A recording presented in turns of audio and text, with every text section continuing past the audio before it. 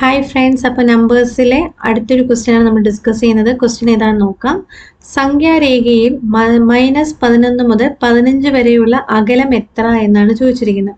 അപ്പോൾ അകലം കാണാൻ പറ്റുന്ന ഡിസ്റ്റൻസ് നമ്പർ ലൈന്, സംഖ്യാരേഖ മീൻസ് നമ്പർ ലൈനാണ്. അപ്പം നമ്പർ ലൈനിൽ -11ഉം 15ഉം തമ്മിലുള്ള ഡിസ്റ്റൻസ് എത്രയാണെന്നാണ് ചോദ്യം.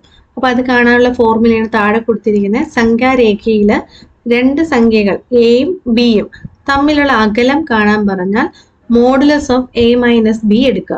മോഡുലസിന്റെ മലയാളം വേർഡാണ് കേവല വില എന്ന് പറയും. അപ്പൊ കേവല വില എപ്പോഴും പോസിറ്റീവായിട്ടേ നമുക്ക് എടുക്കാവൂ. അപ്പൊ അത് മനസ്സിലാക്കി വെക്കുക. അപ്പൊ ഇവിടെ നമുക്ക് എ എന്ന് പറയുന്നത് -11 എന്നും എടുക്കാം, ബി 15 എന്നും എടുത്താൽ modulus of A minus B നമുക്ക് എന്തെന്ന് എഴുതാം? മോഡുലസ് ഓഫ് എ എന്ന് പറയുന്നത് -11 ആണ്, സബ്ട്രാക്ഷന്റെ സിമ്പിൾ കൊടുക്കുക, ദെൻ ബി എന്ന് പറയുന്നത് 15. ഓക്കെ അല്ലേ? അപ്പൊ ഇതിന്റെ ആൻസർ എന്ത് കിട്ടും? -11 - 15 എന്ന് വരുമ്പോൾ നമ്പേഴ്സ് തമ്മിൽ ആഡ് ചെയ്യാം. 11ഉം 15ഉം ആഡ് ചെയ്യുമ്പോൾ 26 കിട്ടും.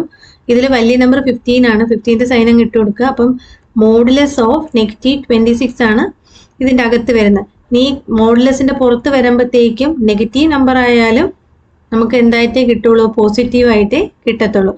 അപ്പോൾ ഇതിന്റെ സൈൻ മാറ്റി നമുക്ക് ആൻസർ എന്തായിട്ട് എഴുതാം?